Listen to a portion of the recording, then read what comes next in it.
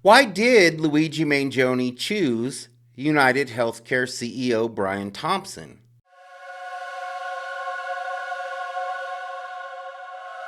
Hey everyone, it's Lucky with Unfiltered Lucky. And today I want to talk a little bit about the Luigi Mangione case. Now, I haven't talked about this case in a little while because basically I wanted to wait for some of the details to begin coming out after he was extradited back to New York. Well, now a lot of those details have come out, and it leads us to even more questions. Now, tomorrow, Christmas Day, I will be coming on and talking about the Idaho 4. Now, I haven't made a video about the Idaho 4 in a while, so I've been working on something. So you're going to want to stay tuned for that. But today, I want to talk about Luigi Mangione. A lot of you have asked me if I truly believe that Luigi Mangione took the life of United Healthcare CEO Brian Thompson. And the answer is, I do. When he was arrested in Altoona, Pennsylvania, he had the firearm, he had the suppressor, and he also had the fake ID. Investigators have matched the rounds that were found at the crime scene with the firearm that was in his possession when he was arrested. They've also confirmed that the ID that he presented to law enforcement at that McDonald's was the same ID that he used to check into that hostel in New York. He was also carrying what's being referred to as his manifesto, along with notes that he had written about the healthcare industry. So he had all of the evidence that would indicate that he committed this crime. But there's still a lot of questions, and today that's what we're going to talk about. Law enforcement stated that Luigi Mangione checked into the hostel in New York on November the 24th. That's 10 days before the crime occurred. And I want you to remember that date, November the 24th. Now, this is also where I believe that he made his biggest mistake. He took his face covering down and revealed his entire face in front of a security camera at the counter at the hostel. Law enforcement was able to get these images, and this is basically what led to his capture. Not only did he reveal his entire face, but he gave law enforcement in Altoona, Pennsylvania, the same fake ID that he used to check into the hostel in New York. So as soon as he handed this ID to law enforcement in Altoona, they knew that this was the same fake ID that was used in New York, which puts him in New York at the time of the crime. Let's talk about the date that Luigi Mangione arrived in New York and checked into the hostel. It was November the 24th. Now, this is kind of strange because if Mangione had planned on taking CEO Brian Thompson's life at the investors conference that was going to be happening in New York on December 4th, how would he have even known that Brian Thompson was going to be there on the 24th when he checked in? Because United Healthcare didn't put out a press release announcing that they would be at this conference until November 26th. So did Mangione have some sort of inside knowledge about Brian Thompson's schedule? Because he arrived in New York 2 days before United Healthcare even announced that Brian Thompson would be at this conference on December 4th. So that seems odd. Now, law enforcement believes that on the morning of the crimes, Mangione left the hostel at approximately 5:30 a.m. He gets on a bicycle, likely an e-bike, that can be rented right outside the hostel. But how did he rent this e-bike? He would have needed to present a credit card or some sort of pay service that would be connected to his name. They don't just take cash, because what if somebody steals the bike or destroys this e-bike? They use the credit card or the pay service in this individual's name as kind of an insurance. So how would Mangione be able to rent this bike without giving up his identity. Also, here's another question. Was Mangione only traveling with a backpack? Law enforcement said that he arrived in New York and checked into the hostel 10 days before the crimes occurred. That's a week and a half.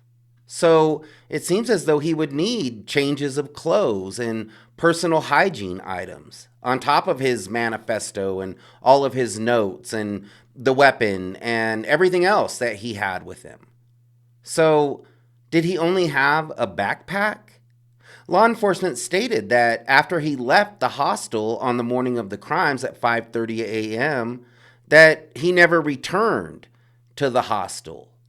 So, did he just leave all of his things there? I mean, what happened to all that stuff?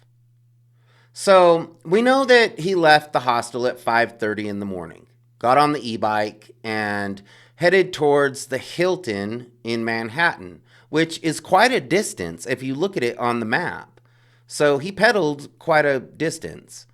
Now, he arrives in that area and he hangs around for about 30 minutes, probably surveilling the area. After that, he goes to a Starbucks. That's a few blocks from the Hilton Hotel. So for someone who really hates corporations, this suspect seems to go to a lot of corporations. I mean, he's at Starbucks. He was caught at McDonald's. It just seems like for someone who is that much against the corporate world, he seems to support them quite a bit. So anyway, he goes to the Starbucks and he purchases a bottle of water and 2 Kind bars, basically protein bars or energy bars. He drinks the water and he eats the Kind bars, and he's seen throwing his garbage away on camera. So this is his second really big mistake.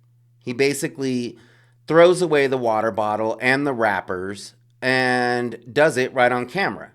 So law enforcement is able to go fish that stuff out of the garbage, and bam, they have his DNA as well as his fingerprints. So now he's left more clues at this crime scene. So after Mangione leaves his trash and basically leaves evidence for law enforcement, he's seen talking on a cell phone. I wonder who he was talking to. Who would he be talking to at 6 a.m. right before he's about to take the life of Brian Thompson? So law enforcement believes that Brian Thompson left his hotel and began walking over to the Hilton for this investors conference. Now, he was about an hour and a half early. So once he's walking away from his hotel, you see Luigi Mangione step from behind a vehicle and fire rounds into Thompson's back. Now, there's people all around. There's cars on Mangione's left, and they're running. So presumably there's people in those cars. There's also another victim who's right off to the right, standing on the street. So Mangione, it appears, is not concerned about witnesses. Investigators have stated that Mangione takes Brian Thompson's life at 6:44 a.m. After he takes his life, he runs in between 2 parked vehicles across the street and runs across a plaza. This is where he drops his phone and somehow retrieves his bicycle. Then he gets on his bicycle and he's seen riding towards Central Park. Now, security cameras pick him up again, entering Central Park at approximately 6:48 a.m., which really doesn't make sense. So he did all that in 4 minutes. So investigators believe that he took Brian Thompson's life at 6:44 a.m. Then he ran across a plaza, drops his phone, gets on a bike, pedals the bike all the way to Central Park, and does this all in 4 minutes because he's seen entering Central Park at 6:48 a.m. So that just doesn't make sense to me. I feel like that's a lot to get done in 4 minutes. And that might indicate that there's a discrepancy in the timeline. I mean, this is Manhattan, so it's not like he's the only person on the streets. There's tons of people out and about. So I can understand it maybe if he was the only person out on the streets, maybe he could do that in 4 minutes. But he wasn't the only person on the street. So to me, it just seems like a very short amount of time for him to commit the crime and then backtrack, go get the bike, come back, and then pedal his way to Central Park. You know, timelines are important. So according to law enforcement, Mangione rides into Central Park, and allegedly this is where he dumps his backpack. I'm going to say the light colored backpack, because as we know, we saw him with 2 different colored backpacks. There was a light colored backpack and there was a black backpack. So when he's seen leaving Central Park, he no longer has the light backpack. He's carrying what appears to be either a black backpack or no backpack at all. There's some debate there. So when law enforcement realizes this, they go back and they search the park for this light backpack, which they find. Law enforcement has stated that when they found the lighter colored backpack in Central Park, that there was a jacket and Monopoly money inside. So in my opinion, he had another backpack, the black backpack, already packed up and ready to go inside this lighter backpack. So that way, when he enters Central Park, he switches jackets, takes the black backpack that's inside the lighter backpack and already packed up, and leaves the backpack that he's seen on camera committing the crime with in Central Park. You know, I just don't understand where all of his stuff was, because he had been traveling. He arrived in New York 10 days before the crime occurred, according to law enforcement. So 10 days seems like a really long time to be living out of a backpack. And we don't even know where he was before he got to New York or after he left. So after he leaves Central Park, he ditches the bicycle and takes 2 cabs to the bus station. Now, law enforcement, they don't see him leave the bus station on any of the surveillance cameras. So they assume that he got on a bus and took a bus out of New York. But that's not what he did. Now they believe that he did leave the bus station and walked over to the train station, where he hopped on a train to Pennsylvania. So apparently he did try to fool investigators. He took a taxi to the bus station, and then he snuck over to the train station and hopped on a train. So what I don't understand is that he only went 200 miles. Why would he travel such a short distance? I mean, when he was caught, he was carrying $10,000 in cash. Now, they say that $2,000 of that was foreign currency, but he still had $8,000 that he could have used to get away. Why would he just stop in Pennsylvania? He had options. You know, law enforcement had not yet released his picture. They didn't even know who he was yet. He had just committed the crime. So why wouldn't he hop on another train and maybe go across country? He had the money to do it. So it just seems strange to me that he didn't put more distance between himself and the crime scene. As we know, he was spotted at this McDonald's in Altoona, Pennsylvania. He was spotted by a customer who was joking around with the people they were eating with that, hey, that guy looks like, you know, this Mangione character that law enforcement's looking for. Then they realize that this really may be Luigi Mangione. And that customer goes and tells an employee, who then calls 911. So again, for someone who has such a hatred toward corporations, Luigi Mangione seems to frequent a lot of corporations. It just seems strange to me. But we know that when he was arrested, he was carrying the firearm. He was carrying the suppressor. He gave them the fake ID that he used to check into the hostel in New York.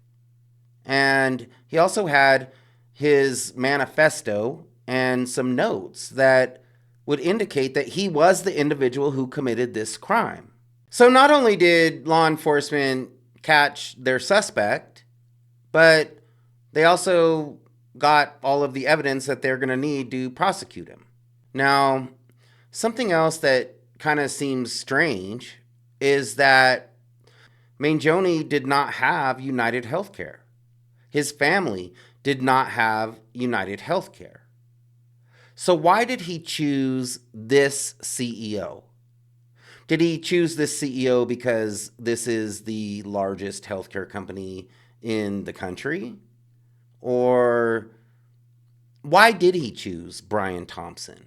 Like I said, investigators are digging into all of what's being considered as Mangione's manifesto and all of the notes that he was carrying with him. Basically, almost a confession. But as they're combing through all of this information, I think they're discovering more and more about the dislike that Luigi Mangione had for the corporate world as well as the healthcare industry.